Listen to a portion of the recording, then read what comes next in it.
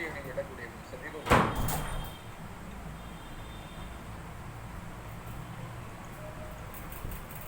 नहीं, मॉर्निंग की क्लास नहीं हुई और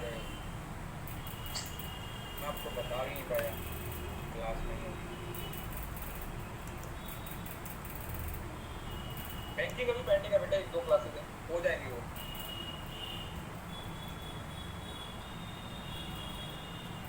ठीक है, आप बताइए।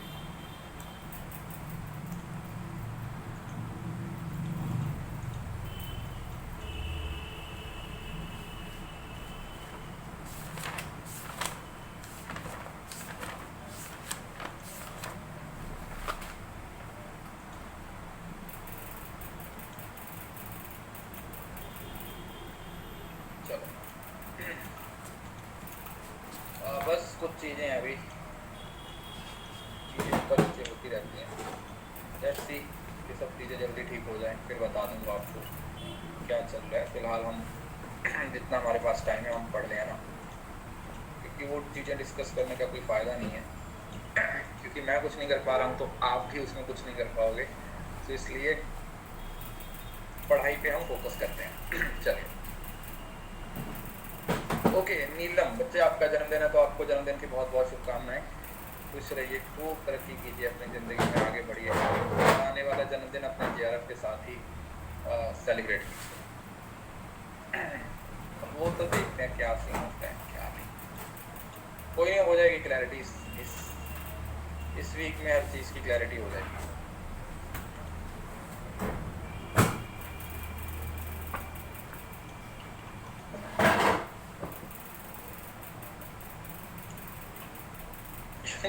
जो मेरा होगा वही आपका होगा, टेंशन मत लो, आप घबराओ मत।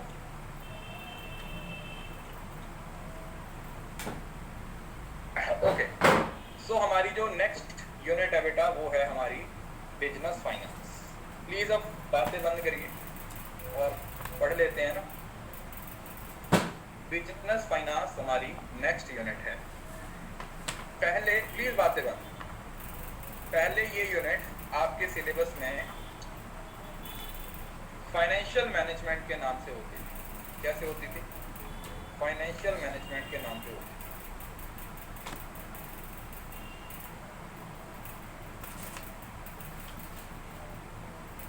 लेकिन 2019 जनवरी से आपका जो कोर्स है वो चेंज हो गया था। तो इस यूनिट के अंदर कुछ जो फाइनेंशियल मैनेजमेंट है उसके साथ साथ कुछ पोर्शन है वो फाइनेंस, जो हमारा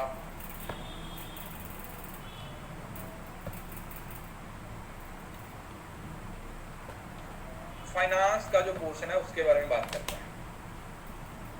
तो अगर आप इस यूनिट को देखते हो, यहाँ तक जो आपका टॉपिक है ये सारा फाइनेंशियल मैनेजमेंट का पोर्शन है। किसका? Financial management. किसका बेटा? Financial management. वही लिवरेज हुआ, लीज फाइनेंसिंग हुआ, कैपिटल स्ट्रक्चर, कैपिटल बजटिंग है ना, वर्किंग कैपिटल, डिविडेंड डिसीजन, जो नॉर्मली आप लोग पढ़ते हो। ठीक है, जो चीज़ें आप नॉर्मली पढ़ते हो कहाँ पर? फाइनेंशियल मैनेजमेंट के पोर्शन में। फाइनेंशियल मैनेजमेंट के पोर्शन में जो चीज़ें आप पढ़ते हो वो यहाँ पर आप लोगों को देखने को मिलती है। ठीक है, और उसके बाद यहाँ पर जो कुछ पोर्शन है ये आप लोगों का फाइनेंस का है, जो रिसेंटली इंट्रोड्यूस हुआ है और वेटेज इसकी उतनी भी नहीं है। ठीक है, 1-2 क्वेश्चन आते हैं कभी, नहीं तो ज़्यादातर अभी टेस्ट चल रही है वो आप लोगों के जो फाइनेंशियल मैनेजमेंट का पोर्शन है उसी की चल रही है कि फाइनेंशियल मैनेजमेंट में जो चीज़ें हैं वो किस तरीके से काम करती हैं। सो जैसे सबसे पहले जैसे business management, sorry business finance है, इसका कुछ स्कोप हो गया है ना, इसके कुछ एरियाज की बात होती है। देन हमारे पास लीज फाइनेंसिंग होती है। लीज समझ रहे हो ना, जब आप कोई प्रॉपर्टी है, कुछ वो बहुत महंगी प्रॉपर्टी है और आपको उसकी ज़रूरत है तो आप उसको एक तरीके से रेंट पे ले लेते हो।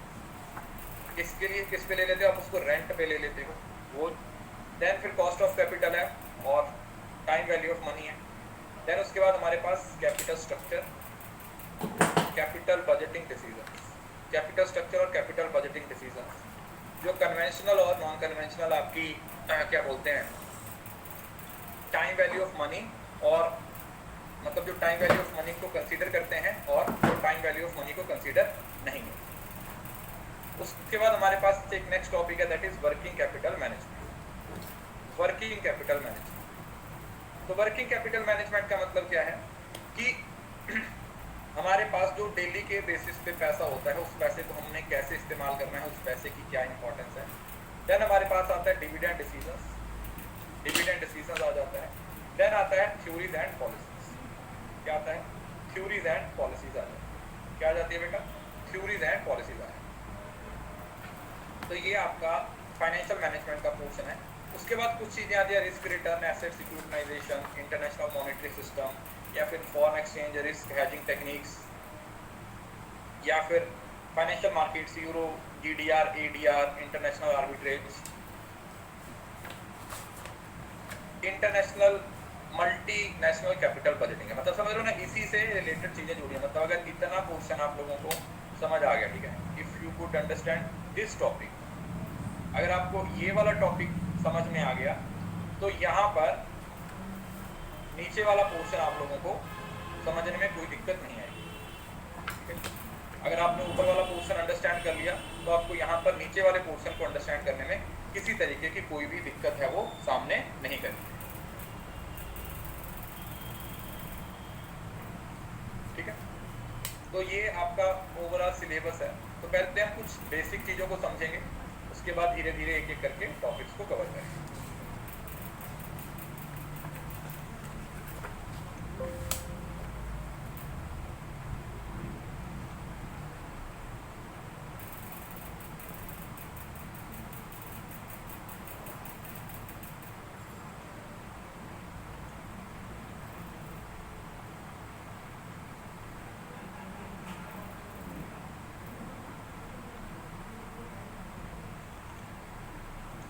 फाइनेंस, देखो कोई भी बिजनेस है, जब उसको हम चलाते हैं, कोई भी जो बिजनेस होता है उसके लिए पैसे की जरूरत होती है, उसके लिए पैसे की जरूरत होती है। अगर हमारे पास पैसा है, if we have money, only then we can run the business. मतलब बिना बिजनेस के, बिना पैसे के कोई भी बिजनेस है वो आपका नहीं चलता। अगर आपको किसी बिजनेस को चलाना है तो उसके लिए आपको पैसे की जरूरत होती है। तो मतलब मनी और finance is the backbone of any business. किसी भी बिजनेस की एक बैकबोन होती है। सो आपके पास कितना पैसा है, आपके पास कितना पैसा है और उस पैसे को आप कैसे इस्तेमाल कर रहे हो, यही आपके फाइनेंशियल मैनेजमेंट का ओवरऑल ऑब्जेक्टिव, ठीक है। पैसे को कहां से लेके आ रहे हो, कहां पर इस्तेमाल कर रहे हो और कितनी उससे रिटर्न मिल रही है, वो आप लोगों की फाइनेंस रहेगी। The concept of finance include capital, funds, money and amount. अब फाइनेंस का मतलब सिर्फ पैसा नहीं है, उसके लिए कैपिटल, फंड्स, मनी और अमाउंट, ये सारी चीजें हैं वो साथ साथ में चलती हैं, लेकिन इंटरचेंजेबली यूज कर लेते हैं। लेकिन ओवरऑल क्या होता है, कई बार मीनिंग डिफरेंट होता है। लेकिन आपके लिए यहाँ पर फाइनेंस का मतलब बेसिकली क्या है, पैसे को लेके आना और पैसे को यूज करना, ठीक है।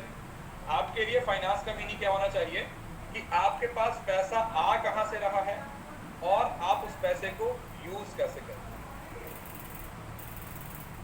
आप किसी पैसे को लेके कैसे आ रहे हो और उस पैसे को यूज कैसे करें, राइट, सिंपल। मतलब आपने पैसा लाया कहां से और फिर उस पैसे को इस्तेमाल कैसे किया। क्योंकि ऑब्वियसली बात है, बिना अमाउंट फाइनेंस के बिजनेस नहीं चलता, पहली बात, बिना फाइनेंस के बिजनेस नहीं चलता। और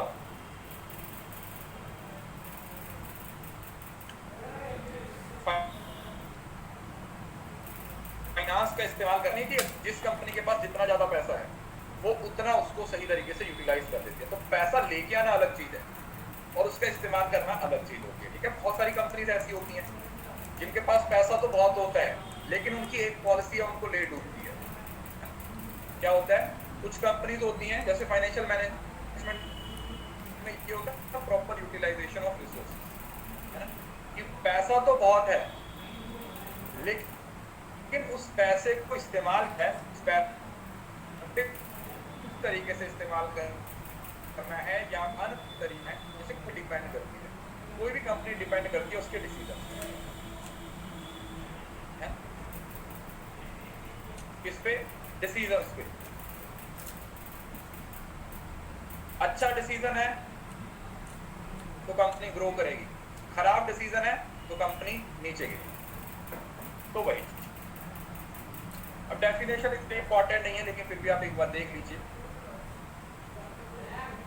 business finance is the business activity, मतलब कंपनीज कैसे डूबती हैं, हाउ किस तरीके से कोई भी कंपनी है वो डूब जाती है। दो ही तरीके होते हैं कंपनी के डूबने के। पहला होता है कंपनी की पॉलिसी, कंपनी के डिसीजन, राइट। कंपनी की पॉलिसी क्या है, कंपनी का डिसीजन कैसे, गलत डिसीजन है तो कंपनी डूब जाएगी। हमने पास में बहुत सारी कंपनियों को डूबते देखा है और आने वाले टाइम में भी आप बहुत सारी कंपनियों को डूबते देखेंगे। दूसरा, मैन पावर। जब कंपनी अपनी मैन पावर को असेट की बजाय लायबिलिटी समझने लग जाती है, हम क्या बोलते हैं, ह्यूमन सोर्स मैनेजमेंट में पढ़ते हैं ना, कि जो लोग कंपनी में काम कर रहे हैं, जो कंपनी को चला रहे हैं, जब तक आप उन लोगों को क्या मानोगे, असेट मानोगे, तब तक वो आपके लिए अच्छा काम करेंगे। लेकिन जिस दिन आपको लगा कि ये हमारे असेट नहीं है भाई, हमारे लायबिलिटी है, तो वो भी लीव कर देंगे, क्योंकि ऑब्वियसली बात है, एसेट को लायबिलिटी बना दिया है तो फिर उनका भी वर्किंग का कोई मतलब नहीं होता। तो यही दो मेन डिसीजन होते हैं किसी भी कंपनी के डूबने। So business finance is the business activity which concern with the acquisition and conversion of capital funds in meeting financial needs and overall objective of business enterprise। ठीक है कि पैसा आ कहाँ से रहा है, फिर उस पैसे को यूज कैसे किया जा रहा है, उस पैसे से आउटपुट कैसे निकाली जा रही है, ये सब चीजें इसका पार्ट है। Business finance can broadly be defined as the activity concerned with planning, raising, controlling, administrating of funds used in the business. Simple. Then business finance deals primarily with raising, administrating and disbursing funds to privately owned business units operating in non-fictional field of industry. Clear? समझ आ गया? ये तो basic definition है आपकी finance. जो पैसा है वो आप लोगों का दो तरीके का होता है, एक होता है प्राइवेट जो तुम्हारी जेब में है, एक होता है पब्लिक जो सरकार की जेब में। प्राइवेट फाइनेंस कौन सा होता है, जो इंडिविजुअल फर्म्स का पैसा होता है। Private finance which includes the individual firms, business, corporates, ये अपनी जो बेसिक फाइनेंशियल एक्टिविटीज होती हैं उनको परफॉर्म करने के लिए जो पैसा इस्तेमाल करती हैं उसको क्या बोलते हैं, that is what we call private finance. Public finance क्या होता है, अरे पढ़ लो यार, पढ़ाई पे फोकस कर लो, थोड़ा चीज़ों को हैंडल कर रहे हैं ना, तो होप है कि जल्दी सब चीज़ें सही हो जाएंगी। फिलहाल क्लास को डिस्टर्ब मत कीजिए, जो कुछ भी होगा आपको बता दिया जाएगा। फिलहाल के लिए टॉपिक पे फोकस कीजिए।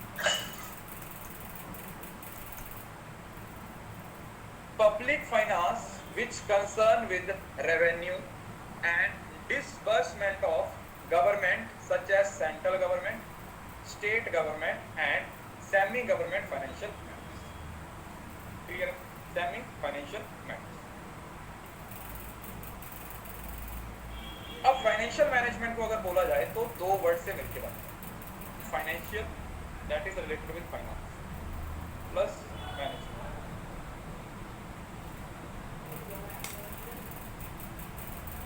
Financial management, financial management. तो फाइनेंशियल का मतलब क्या हुआ, that is related with finance, और मैनेजमेंट का मतलब क्या हुआ, उस पैसे को किस तरीके से एक्वायर किया जा रहा है और उसको कैसे यूटिलाइज किया जा रहा है।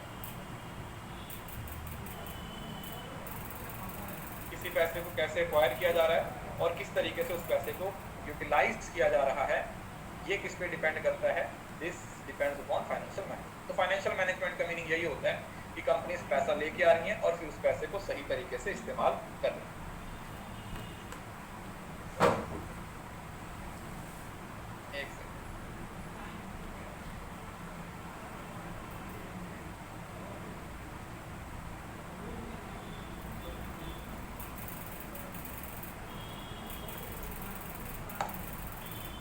फाइनेंशियल मैनेजमेंट की डेफिनेशन भी वही है, ठीक है, पढ़ना हुआ तो एक बार पढ़ लीजिएगा।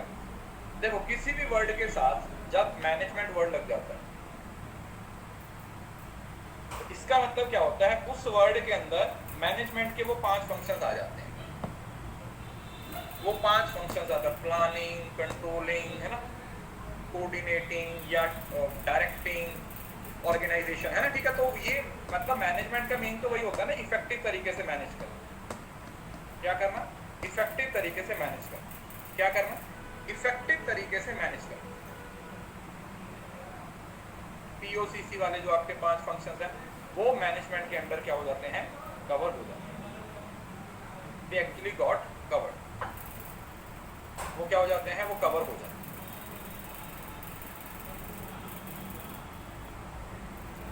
So financial management deals with procurement of funds and their effective utilization in the business. कि किस तरीके से आप पैसा लेके आ रहे हो और किस तरीके से उस पैसे को यूटिलाइज कर रहे हो। कैसे पैसा लेके आ रहे हो और किस तरीके से उस पैसे को यूज कर रहे हो। ठीक है बेटा। अब फाइनेंशियल मैनेजमेंट अलग अलग एस्पेक्ट्स के साथ जुड़ा हुआ है। फाइनेंशियल मैनेजमेंट एंड इकोनॉमिक्स, क्योंकि फाइनेंस के कंसेप्ट्स यहाँ पर इस्तेमाल होते हैं। नहीं इंपॉर्टेंट नहीं है पेपर के पॉइंट ऑफ व्यू से, जस्ट एक बार गो थ्रू हो जाएगा। फाइनेंशियल मैनेजमेंट और इकोनॉमिक्स का कनेक्शन क्या है कि जो भी फाइनेंस से रिलेटेड चीजें हैं उनका सीधा कनेक्शन किसमें है? इकोनॉमिक्स में है। क्योंकि इकोनॉमिक्स में भी तो पैसे की बात करते हो, कॉस्ट है, प्रोडक्शन है, मार्केट स्ट्रक्चर है, इकोनॉमी है, क्लोज्ड इकोनॉमी, ओपन इकोनॉमी, सब चीजें वही तो है ना, वही सारी चीजें हैं। दूसरा अकाउंटिंग में भी पैसे की बात करते हो, ये तो डायरेक्टली है। इवन के कुछ सब्जेक्ट्स ऐसे हैं जो आप फाइनेंस में पढ़ते हो, एक क्लास में उसको फाइनेंस में पढ़ते हो, दूसरी जगह पर उसको अकाउंट में पढ़ के आते हो। जैसे फंड फ्लो है, फंड फ्लो है, फंड फ्लो फाइनेंशियल मैनेजमेंट में भी पढ़ाया जाता है और कॉर्पोरेट अकाउंटिंग में भी पढ़ाया जाता है। पढ़ाया जाता है नहीं पढ़ाया जाता? तो ये क्या है? ये चीजें आपस में जुड़ी हुई हैं, they are linked with each other, इनका आपस में कनेक्शन है। दूसरा फाइनेंशियल मैनेजमेंट और मैथमेटिक्स, तो मैथ में भी है। मतलब जहां पर भी देखो, इसको पढ़ो ना पढ़ो कोई मतलब नहीं है, जहां पर भी फाइनेंस की बात होगी, जहां पर भी मनी की बात होगी, जहां पर भी पैसे की बात होगी,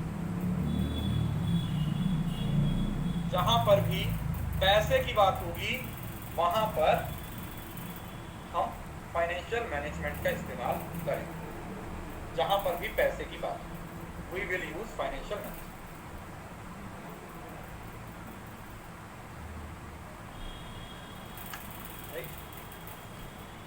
मार्केटिंग में भी आ जाता है, ह्यूमन सोर्स मैनेजमेंट में भी आता है। ठीक है, स्कोप इतना ज्यादा इंपॉर्टेंट नहीं है, आप इसको एक बार देखिए। एक होता है ट्रेजरी और एक होता है फाइनेंशियल। देखो ट्रेजरी का मतलब तो खजाना होता है ना, नॉर्मली आप लोगों ने देखा होगा, पुराने टाइम पे होता था ट्रेजरी मैनेजमेंट का कंसेप्ट, जो पीरियोडिक समझ लो ना, एक पीरियोडिक डील होती है, समझ लो ना, एक पीरियोडिक जजमेंट होती है, एक पीरियोडिक स्टडी होती है टाइम टू टाइम। तो ट्रेजरी मैनेजमेंट ये फाइनेंशियल मैनेजमेंट का एक पार्ट है, जिसका काम सिर्फ और सिर्फ फर्म के पैसे फंड्स हैं उसको क्या करना होता है? मैनेज करना होता है। कि फर्म के पास कितने पैसे हैं, क्या है, उसको सिर्फ मैनेज करना होता है। लेकिन फाइनेंशियल मैनेजमेंट उससे ऊपर होता है, ये मैनेजमेंट से रिलेटेड नहीं होता। यहाँ पर एक्विजिशन, रिक्वायरमेंट, इम्प्लीमेंटेशन, समझ रहे हो ना, डिसीजन मेकिंग थोड़ी बड़ी हो जाती है। तो ये सिर्फ आपके एक पर्टिकुलर टाइम पे ट्रेजरी मैनेजमेंट ये देखता है कि आपके पास कितना इनकम है और कितने एक्सपेंसेस है, और ये आता है फाइनेंशियल स्टेटमेंट की प्रिपरेशन से। तो ये शॉर्ट टर्म के लिए हो गया, ये लॉन्ग टर्म के लिए हो गया। प्लान इम्प्लीमेंटेशन होता है और यहाँ पर फॉर्मुलेट कोऑर्डिनेट एडमिनिस्ट्रेशन, समझ रहे हो ना। तो मतलब अगर मैं ऐसे बना दूं, अगर मैं ऐसे बना दूं तो ये मेरा क्या है sir? This is my financial management. ये क्या है मेरे लिए? This is my financial management. और इसके अंदर मैं क्या बनाऊंगा? Treasury management.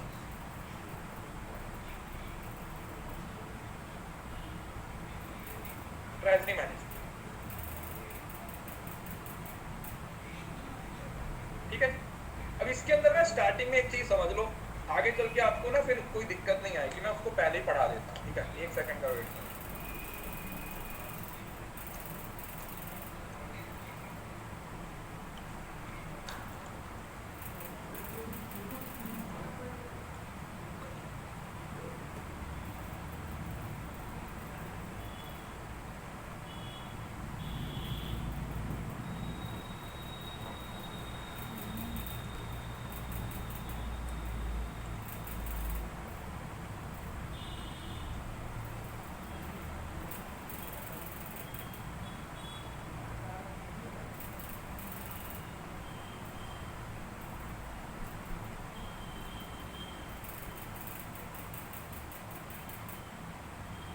कितने तरीके के मैनेजमेंट के फंक्शंस होते हैं फाइनेंशियल मैनेजमेंट के, किसी को पता है? पढ़ा होगा सब लोगों ने। 3 तरीके के फंक्शंस है वो परफॉर्म करते हैं।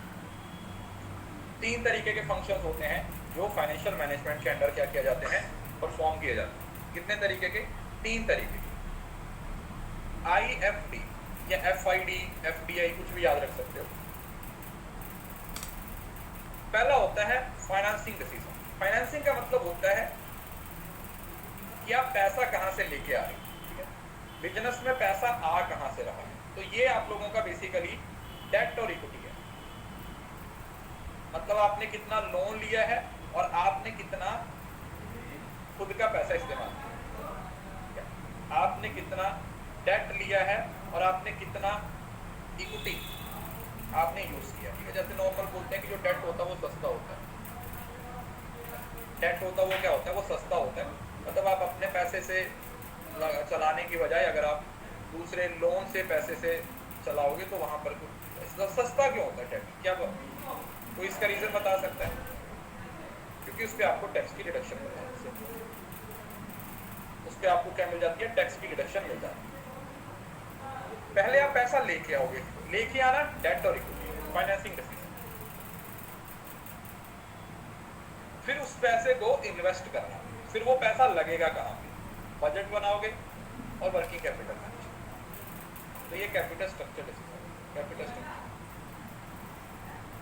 डेट और कैपिटल के स्ट्रक्चर को, सॉरी डेट और इक्विटी के स्ट्रक्चर को क्या बोल देते हैं? कैपिटल स्ट्रक्चर बोल देते हैं। क्या बोल देते हैं हम? कैपिटल स्ट्रक्चर बोल देते हैं। क्या बोल देते हैं बेटा? We call it capital structure. हम इसको कैपिटल स्ट्रक्चर का नाम दे देते हैं। We call it capital structure. हम इसको कैपिटल स्ट्रक्चर का नाम। देन आता है हमारे पास डिविडेंड डिसीजंस। क्या आता है? Dividend decisions. डिविडेंड का मतलब क्या होता है? मैंने कल भी बताया था, आफ्टर टैक्स जो आपके पास प्रॉफिट बचता है, आफ्टर टैक्स आपके पास जो प्रॉफिट बचता है उस प्रॉफिट को आप या तो डिविडेंड की तरह दे सकते हो या फिर उसमें से कुछ हिस्सा आप अपनी रिटेन अर्निंग्स के लिए रख सकते हो, या फिर उसको आप एक रिटेन अर्निंग की तरह उसको रख सकते हो। क्या कर सकते हो? रिटेन अर्निंग की तरह आप उसको रख सकते हो।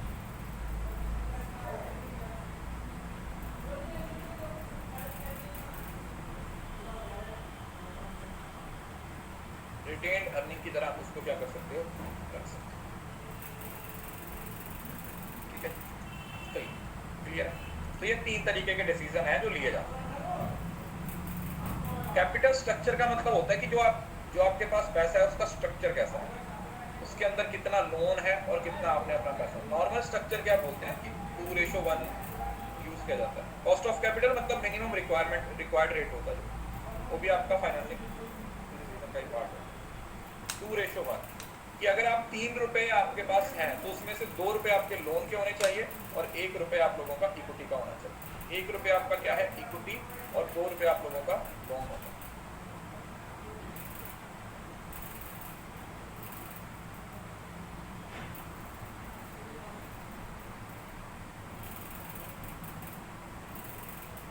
ठीक है, ये आगे ही यही तो टॉपिक है बेटा आपके सिलेबस, यही टॉपिक है, इनको आगे डिटेल में पढ़ेंगे। यहाँ पर सिर्फ आपकी बेसिक अंडरस्टैंडिंग के लिए मैंने आपको बताया,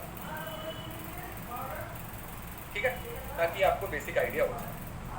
अब फाइनेंशियल मैनेजमेंट के 2 ही तरीके, ये आपने बहुत बार पढ़ा होगा, मतलब भर के पढ़ा होगा कि कोई भी जब फाइनेंशियल मैनेजमेंट की हम बात करते हैं तो हमारे पास 2 तरीके के उसके क्या होते हैं? ऑब्जेक्टिव होते हैं।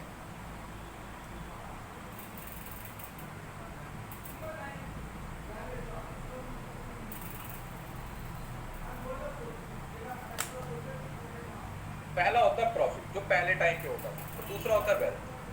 प्रॉफिट और वेल्थ, प्रॉफिट और वेल्थ। प्रॉफिट का मतलब क्या होगा? जो शॉर्ट टर्म जो आपका विजन होता है, ठीक है, मायोपिक इसको बोल देते हैं, तो कंपनी प्रॉफिट के लिए काम करती है। और दूसरा वेल्थ का मतलब क्या होता है? वेल्थ का मतलब क्या होता है? कंपनी होल्डर्स की वेल्थ, अपनी शेयर वैल्यू को बढ़ाने, शेयर होल्डर्स की वेल्थ को बढ़ाने की कोशिश करें।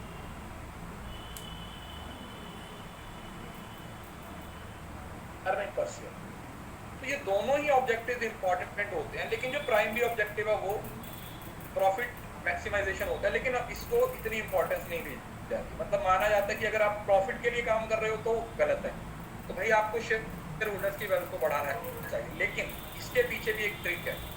ट्रेडिशनल व्यू ये बोलता है कि आपको प्रॉफिट पे फोकस करना चाहिए, और मॉडर्न व्यू है कि आपको वेल्थ पे फोकस करना चाहिए, लेकिन आप भी ऑब्जेक्टिव को बढ़ाना ही हो।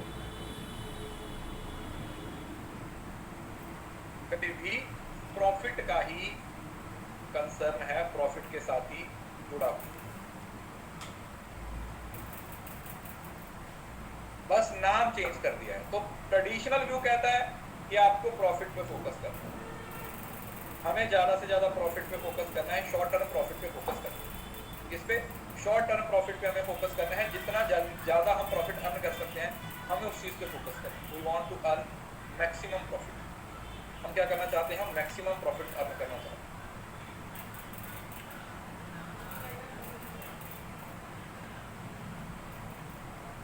मैक्सिमम प्रॉफिट हम अर्न करना चाहते हैं।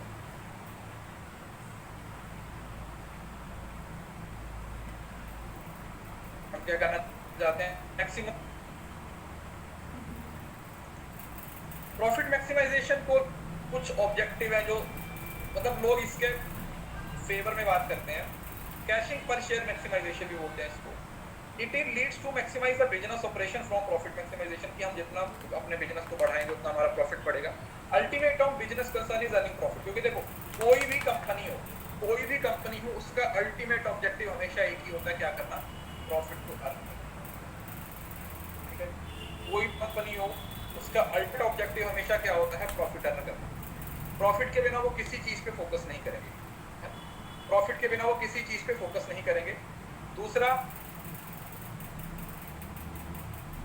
अपने प्रॉफिट के लिए किसी को एक्सप्लॉइट भी करना पड़ जाए तो कंपनियां कर देती हैं, नॉर्मली ऐसा होता है, आप देखते ही। तो profit is the parameter of matching the efficiency of business, और दिखाया जाता है कि कंपनी प्रॉफिट में है तो भाई ये कंपनी की एफिशिएंसी। किसी की चाहे वाट लगा दें, लेकिन हमें प्रॉफिट चाहिए, वी नीड मैक्सिमम प्रॉफिट। तो ये पुराना व्यू है, क्लासिकल व्यू है।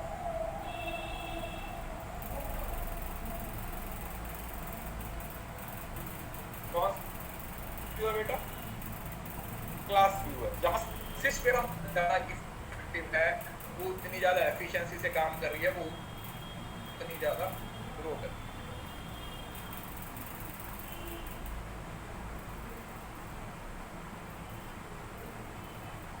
वो उतना ज्यादा क्या कर रही? ग्रो कर रही है, वो उतना ज्यादा ग्रो कर रही है। तो इसके फेवर में कुछ लोग बोल कहते हैं कि जी प्रॉफिट टर्न करना, बिजनेस महासेवा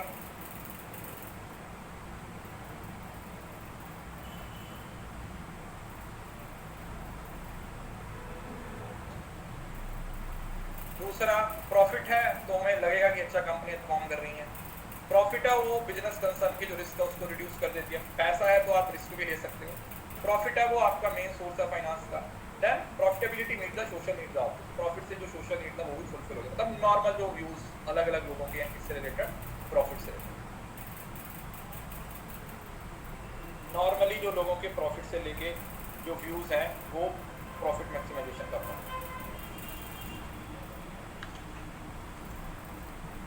लेकिन कुछ लोग इसके फेवर में नहीं है तो इसके अगेंस्ट बोलते हैं, जो पहला पॉइंट है कि प्रॉफिट के लिए भैया अपने एम्प्लॉइज का एक्सप्लॉइटेशन भी कर दो, कंज्यूमर को लूट लो, एम्प्लॉइज को बेकार तरीके से ट्रीट करो, चलेगा, क्योंकि कंपनी का प्रॉफिट है तो इससे किसी की जिंदगी के साथ कुछ भी हो रहा उससे कंपनी का कोई लेना नहीं। नॉर्मली ऐसा ही होता। दूसरा, immoral practices such as corrupt practices, companies profit earn करने के लिए बहुत सारे गलत तरीके भी इस्तेमाल करती हैं। नॉर्मली आप लोगों ने देखा होगा कितनी सारी कंपनीज हैं वो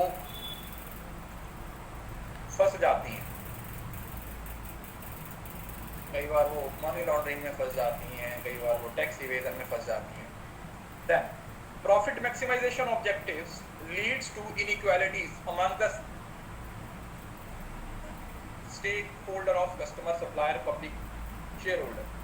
तो इससे कई बार क्या होता है, कंपनीज अपने लिए प्रॉफिट ज्यादा अर्न करती है, कंज्यूमर को नुकसान हो जाता है, एम्प्लॉइज को नुकसान हो जाता है, तो ये भी एक इनइक्वालिटी क्रिएट कर देते। क्या कर देता है? इनइक्वालिटी क्रिएट कर देते, इनइक्वालिटी क्रिएट हो जाती है, इनइक्वालिटी क्रिएट हो जाती है, इनइक्वालिटी, ठीक है, इनइक्वालिटी क्रिएट। फिर आता है प्रॉफिट मैक्सिमाइजेशन के ड्रॉबैक्स। वैल्यू का मतलब क्या होता है? अनक्लियर, कि किसी ने प्रॉफिट की क्लियर डेफिनेशन ही दी। हर कंपनी के लिए ना प्रॉफिट की डेफिनेशन अलग है, कंपनी के लिए प्रॉफिट की डेफिनेशन अलग है।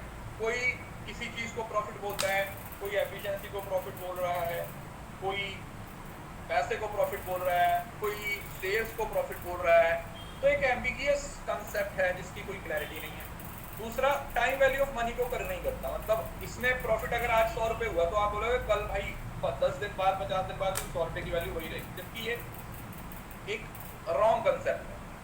नॉर्मली क्या होता है, जब हम टीवीएम को कंसीडर करते हैं, मतलब टाइम वैल्यू ऑफ मनी को कंसीडर किया जाता है, तो इसका मतलब क्या होता है कि जो चीज आज 100 रुपए की मिलती है, कल को वो 100 की नहीं मिलेगी, कल को 110 रुपए की मिलेगी, तो आज का 100 कल के 110 के बराबर हो जाएगा, है ना? यही हुआ ना कि टाइम के साथ साथ पैसे की जो वैल्यू है वो क्या होती है,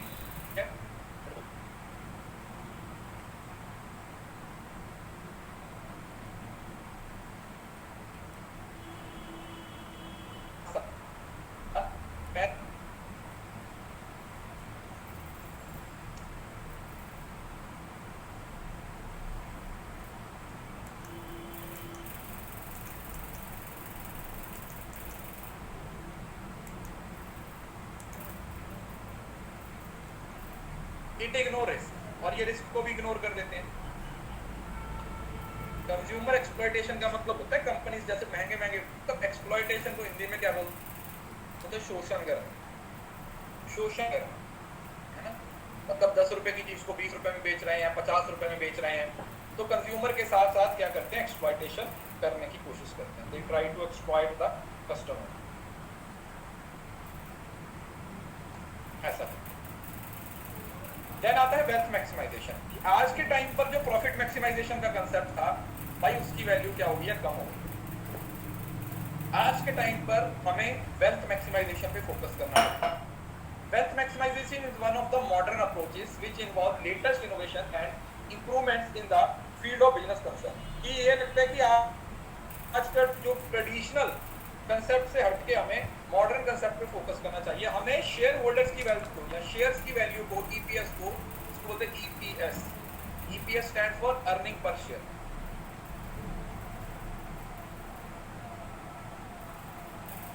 अर्निंग पर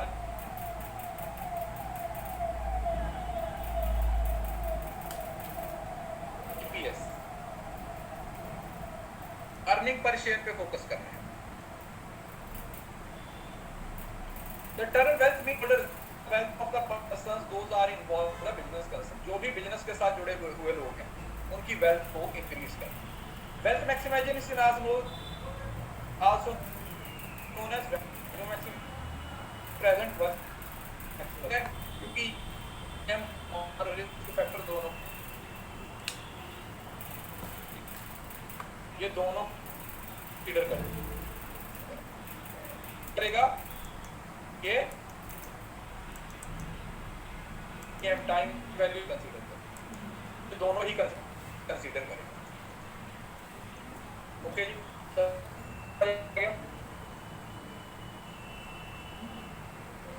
तो बहुत सारे आते हैं कि मैक्सिमाइजेशन पे फोकस करना। मैक्सिमाइजेशन है वो सुपीरियर कंसेप्ट है से प्रॉफिट मैक्सिमाइजेशन से, because the main aim of the business concern under the concept is to improve the value or wealth of the shareholder। कि जो भी शेयर होल्डर्स की वेल्थ है उसको बढ़ाया जाए, कि जो भी शेयर होल्डर्स की वेल्थ है उसको बढ़ाया जाए। दूसरा, wealth maximization consider the comparison of the value of cost value to cost with the business person. Total value deducted from the total cost incurred, that is exact value of the business person. क्योंकि बोलते हैं ना कि time value of money को consider किया जा रहा है, तो हमें पता है कि अगर आज वो चीज 100 रुपए की मिलती है तो आने वाले टाइम में वो चीज सस्ती हो जाएगी, सॉरी महंगी हो जाएगी, और जब पैसे की वैल्यू है वो कम हो जाएगी। अगर आप अपने फैमिली मेंबर से कभी इस चीज के बारे में पूछोगे, पैसे की वैल्यू किस तरीके से चलती है, मैं आपको खुद की एग्जांपल बताता हूँ। मतलब मेरी 2 बुआ, तो अब तो एक की तो डेथ हो गई और एक भी आई थिंक 75 प्लस है। मेरी 2 बुआ की एक साथ शादी की थी, मतलब मेरे दादाजी ने 1969 में मतलब उनकी शादी हुई थी, और उनकी दोनों की शादी में उस टाइम पे 900, हर किसी का अपना अपना होगा, मतलब आप खुद भी पूछोगे तो उस टाइम पे 1969 में जो वो 900 रुपए थे, आज शायद वो 9 लाख से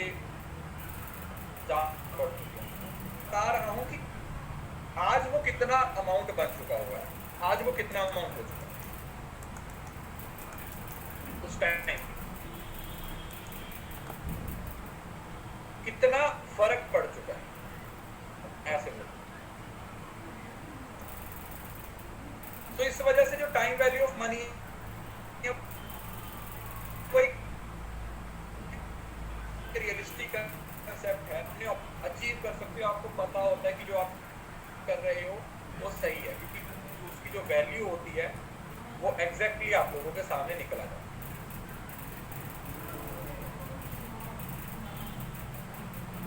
जो वैल्यू होती है वो एग्जैक्टली आप लोगों के पास निकल के आ जाती है। दूसरा, wealth maximization provide efficient allocation of resources. Resources की efficient allocation economic interest of society, और इकोनॉमिक इंटरेस्ट की बात की जाती है क्योंकि जिन लोगों ने पैसा लगाया उनकी वेल्थ इंक्रीज होगी, ठीक है, उनको ज्यादा एडवांटेज है वो मिलता है। लेकिन वहीं पर बहुत सारे लोग हैं जो वेल्थ मैक्सिमाइजेशन के अगेंस्ट बोलते हैं, unfavourable arguments for wealth maximization, unfavourable.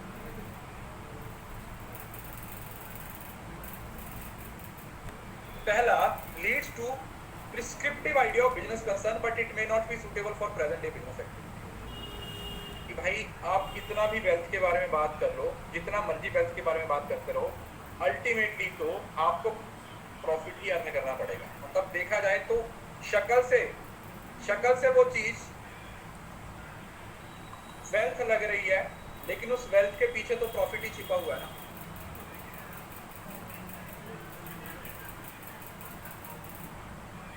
उसके पीछे तो प्रॉफिट ही छिपा हुआ है ना।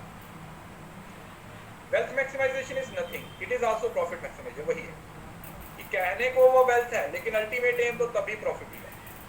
और वेल्थ के चक्कर में ना, क्योंकि शेयर होल्डर्स के पास भी पावर बढ़ जाती है, तो जो ओनर मैनेजमेंट है, तो इनके बीच में क्या होना शुरू हो जाता है, इनके बीच में कन्फ्लिक्ट्स होने शुरू हो जाते हैं। क्या हो जाते हैं? कन्फ्लिक्ट्स होने शुरू हो जाते हैं। इनके बीच में कन्फ्लिक्ट्स आने शुरू हो जाते हैं, इनके बीच में झगड़े होने शुरू हो जाते हैं, लफड़े होने शुरू हो जाते हैं। दूसरा, मैनेजमेंट है, क्योंकि वो अपने हिसाब से चीजें कर रही है तो वो ज्यादा प्रॉफिट में रहती है। अल्टीमेट एम है वो भी सिर्फ मैक्सिमाइजेशन प्रॉफिट ही है, और can be activated only with the help of profitable position of business. और दूसरा ये भी है कि वेल्थ मैक्सिमाइज इंप्लीमेंट करने के लिए भी आपके पास अच्छा खासा प्रॉफिट होना जरूरी है। अगर आपके पास प्रॉफिट ही नहीं है तो वेल्थ मैक्सिमाइजेशन भी नहीं है। तो मतलब घूम फिर के ये एक ही बात बोले जा रहे हैं।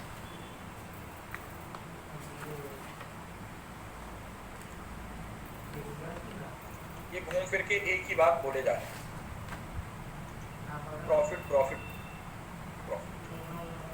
कि अगर बात बनेगी और अगर प्रॉफिट नहीं है तो बात नहीं।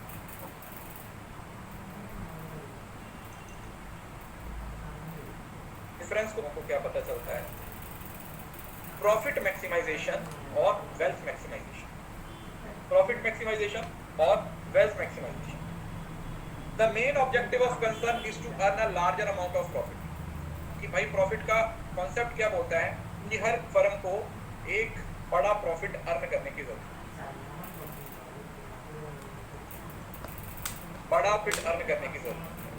दूसरा, ultimate goal of the concern is to improve the market value of share. यहाँ पर प्रॉफिट ना कह के प्रॉफिट की शक्ल चेंज कर दी, प्रॉफिट का नाम चेंज कर दिया। क्या बोल दिया कि शेयर में जो शेयर होल्डर्स की जो मार्केट वैल्यू है, जो शेयर्स की जो मार्केट वैल्यू है, ईपीएस अर्निंग पर शेयर है, उसको इंक्रीज करना। तो जो प्रॉफिट है वो ना ज्यादातर शॉर्ट टर्म के ऑब्जेक्टिव्स पे फोकस होता है कि शॉर्ट टर्म में हम क्या कर सकते हैं, नीड कि शॉर्ट ना प्रॉफिट अर्न किया जा सकता है। यह आपका लॉन्ग टर्म ऑब्जेक्टिव्स की बात करता है।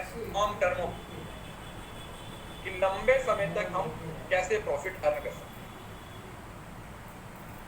यहाँ पर ऑपरेशनल एफिशिएंसी पे ज्यादा फोकस किया जाता है क्योंकि देखो इससे पता चलता है वो जो ऑपरेशन तरीके से कर लेंगे, फर्म के जो ऑपरेशन है वो सही तरीके से, जो प्रॉफिट जो फर्म है उसके पास बड़ा एडवांटेज रहता है। क्या होता है, एक बड़ा एडवांटेज रहता है। यहाँ पर आपका अल्टीमेट ऑब्जेक्टिव होता है कि आप मार्केट में शेयर कवर करना चाहते हो। जैसे मैंने आपको एक कल पढ़ाया था, आप प्राइसिंग में पढ़ रहे थे कि आपका विजन क्या है। प्रॉफिट बढ़ाना है तो आप शॉर्ट टर्म देखते हो, लेकिन अगर मार्केट शेयर कैप्चर करना है तो उसमें आप फिर लॉन्ग टर्म देखते हो। उसमें आप क्या देखते हो, आप उसमें लॉन्ग टर्म देखते हो।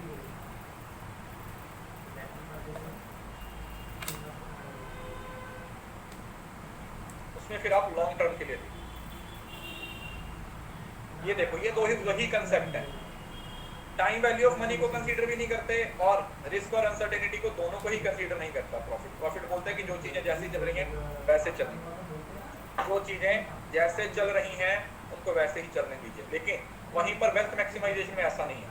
ये क्या बोलते हैं कि ठीक है भाई, हम टाइम पैटर्न को भी, टाइम को भी कंसीडर करेंगे और साथ ही साथ हम रिस्क फैक्टर को भी कंसीडर करेंगे।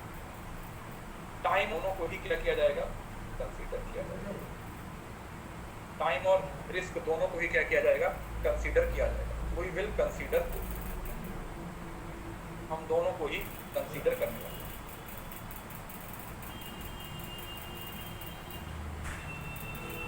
हम दोनों को ही कंसीडर, राइट।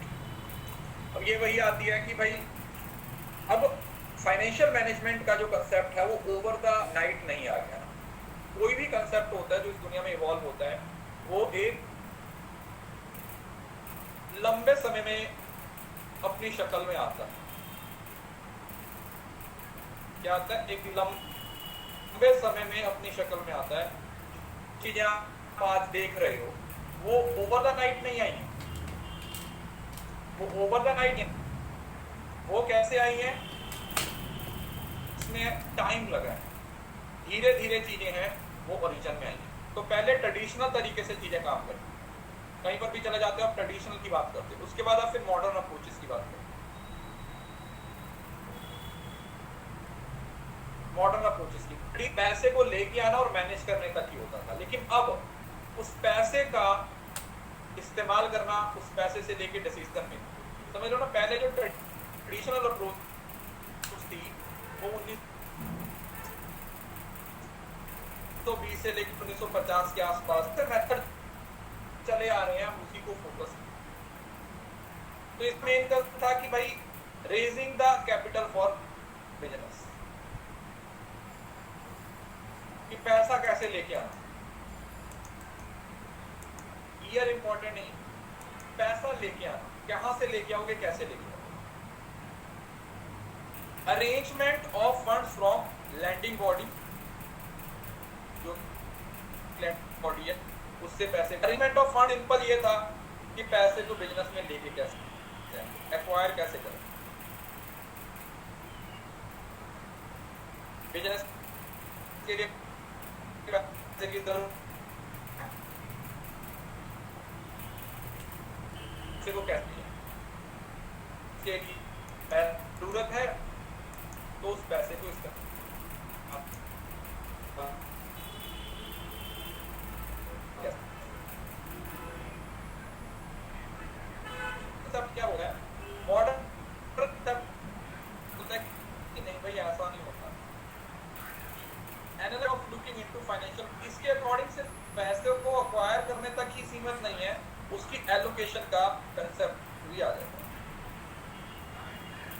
सिक्योर तो करना ही है, पैसा लेके तो आना ही है, जरूरी है बिजनेस के लिए, लेकिन उसको इन्वेस्ट कैसे करेंगे ये भी बताओ।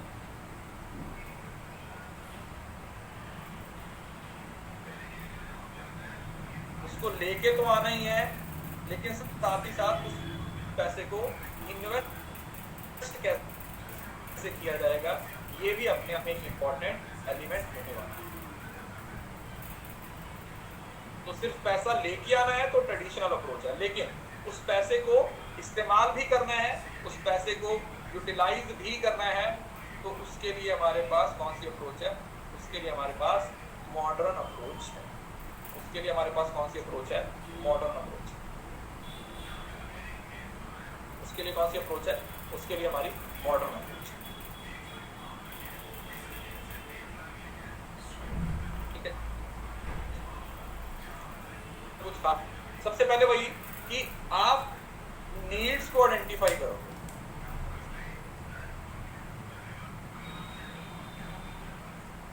सबसे पहले आप ये देखोगे कि बिजनेस की जरूरतें कितनी, उसके अकॉर्डिंग ही पैसा ले आओगे ना। मतलब अगर मेरे बिजनेस की जरूरतें 1 लाख रुपए से पूरी हो रही हैं तो मेरे को 50 लाख थोड़ी ना लेना है। तो पहले मैं फॉरकास्ट करूंगा अपने बिजनेस को, मार्केट को, कस्टमर को, जिससे मुझे ये पता चल जाएगा कि मेरे को कितनी फाइनेंशियल रिक्वायरमेंट्स,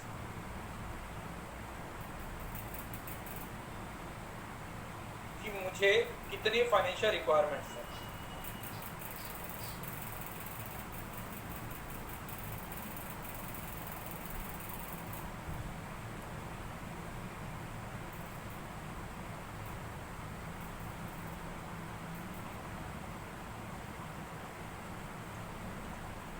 पहली बात। दूसरा, उसके लिए कैपिटल, वही है acquisition of funds. This is nothing, this is acquisition of funds.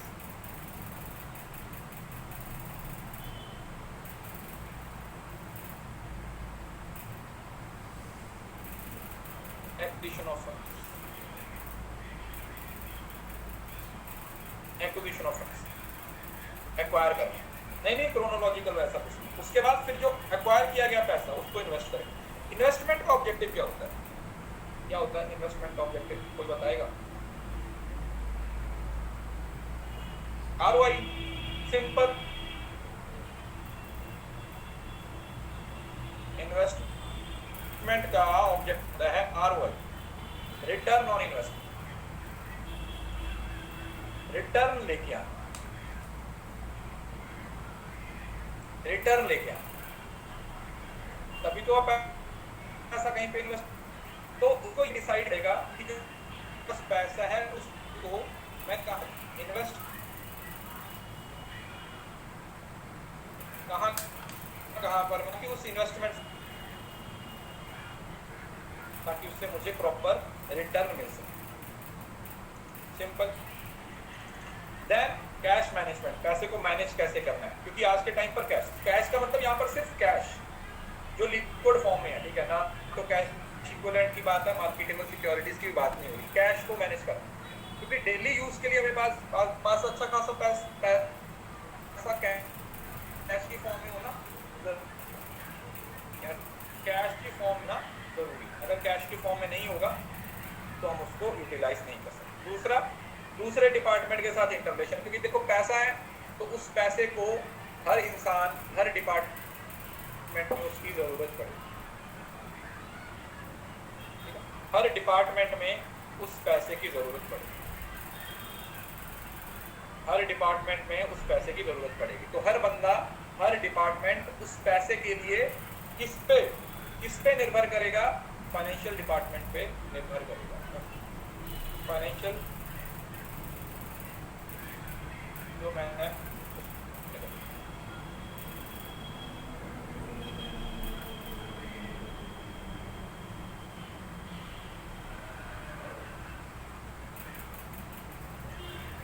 Importance क्या है फाइनेंशियल मैनेजमेंट की, ठीक है, ये बेसिक पॉइंट है। फाइनेंशियल प्लानिंग, सबसे पहले प्रॉपर फाइनेंशियल प्लानिंग होगी तो सारी चीजें सही तरीके से होंगी। जैसे नॉर्मल आपको पता है कि किसी भी चीज की प्लानिंग जितनी सही होगी, प्लानिंग जितनी सही होगी, इम्प्लीमेंटेशन उससे बेहतर ही होगी। तो पहले आपको क्या करना है, चीजों को प्रॉपर्ली प्लान करना है। उसके बाद acquisition and proper usage of fund, दोनों चीजें।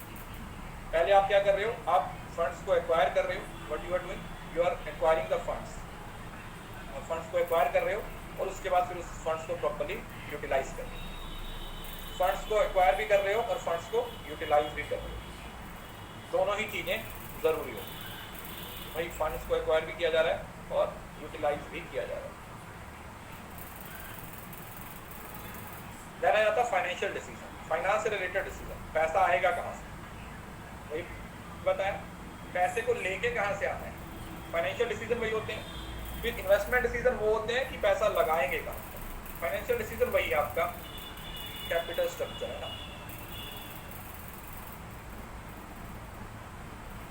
वो डेट और इक्विटी के कॉम्बिनेशन को बोल दिया,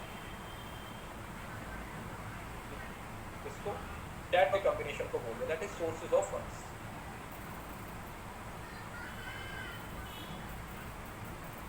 सोर्सेज ऑफ फंड्स, इन्वेस्टमेंट और एलोकेशन। हाँ बेटा, इन्वेस्टमेंट और एलोकेशन सेम होता है, मतलब इन्वेस्ट करना एलोकेट करना ही होता है।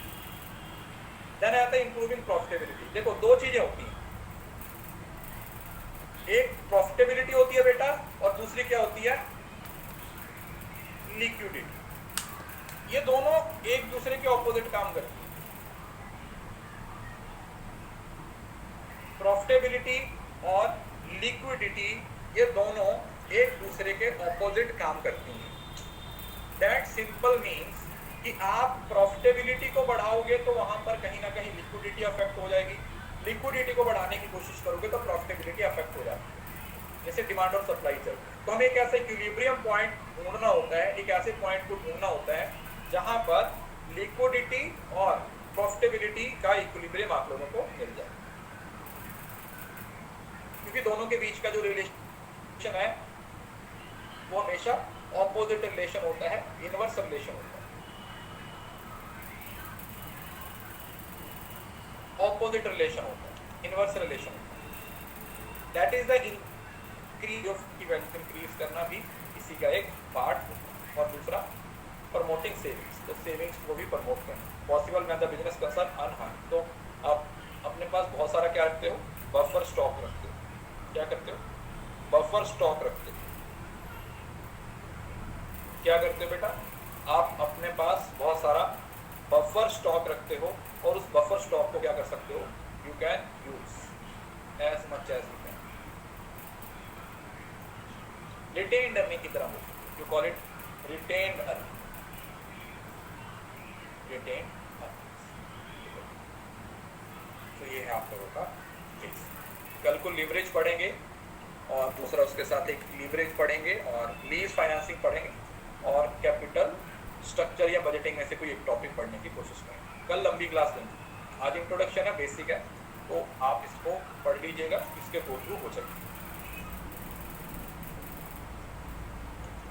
आप इसको कर लीजिए। हाँ, कल मार्केटिंग की लास्ट क्लास होगी, वो जो आपकी पेंडिंग क्लासेस है ना बेटा, वो दोपहर में 2 बजे मैं खत्म कर दूंगा, ठीक है। परसों चौथे आपकी बिजनेस मैनेजमेंट की, फिर स्टैट की, जो भी पेंडिंग है वो आपका खत्म करवा दूंगा। कोशिश तो यही है कि सब चीज़ों को सही तरीके से किया जाए, बाकी तो देखते हैं क्या होता है। कॉस्ट ऑफ कैपिटल हाँ मैं करवा दूंगा, वो एक्चुअली पिछली बार नहीं हुआ था, वो मैं इस बार कोशिश करूंगा करवा दूँ। देखिए यार, बहुत सिंपल सी बात है, कई बार चीज़ें आपके हाथ में नहीं होती, तो जब सर्कमस्टांसेस आपके हाथ में नहीं होते हैं तो आप फिर कुछ नहीं कर पाते, समझ रहे हो ना। लेकिन आप टेंशन मत लो, कोई ना कोई सोल्यूशन निकल आएगा।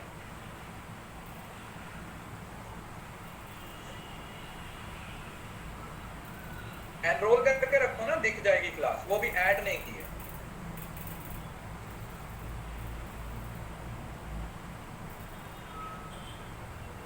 हाँ कल मॉर्निंग होगी। अरे भाई तुम क्यों टेंशन ले रहे हो, मैंने कुछ बोला क्या? आप तो सेंटी ही हो रहे हो, मैंने कुछ बोला क्या? मैंने ये बोला कि कुछ प्रॉब्लम्स चल रही हैं, उसको सेटल कर रहे हैं, जब हो जाएंगी तो आप लोगों को बता दिया जाएगा, बस मैंने इतना बोला। आप तो ऐसे लोड ले रहे हो जैसे पता नहीं क्या ही हो गया। हर ऑर्गेनाइजेशन में चीजें होती हैं तो उनको सेटल होने में, उनको सही होने में टाइम लगता है। तो जब सारी चीजें सही हो जाएंगी तो आपको बता दिया जाएगा। लेकिन आपका साथ थोड़ी छोड़ देंगे हम, कुछ भी हो जाए आप टेंशन मत। जो आपसे कमिटमेंट है ना, वो कमिटमेंट पूरी करूंगा, कैसे भी करूंगा, कुछ भी करना पड़े। लेकिन जो आपके साथ फिल्डी है ना, तो किसी भी हद तक जाके खत्म करना पड़े वो खत्म होगी। बस ये आपसे मेरा प्रॉमिस है कि आपका कोर्स ऐसे नहीं छूटेगा, टेंशन नहीं, आपका कोर्स कंप्लीट होगा पेपर से पहले हर चीज। ठीक है, बाकी लेट्स सी चीजें किस साइड को जाती हैं, मतलब जो भी होगा आप लोगों को बता दें।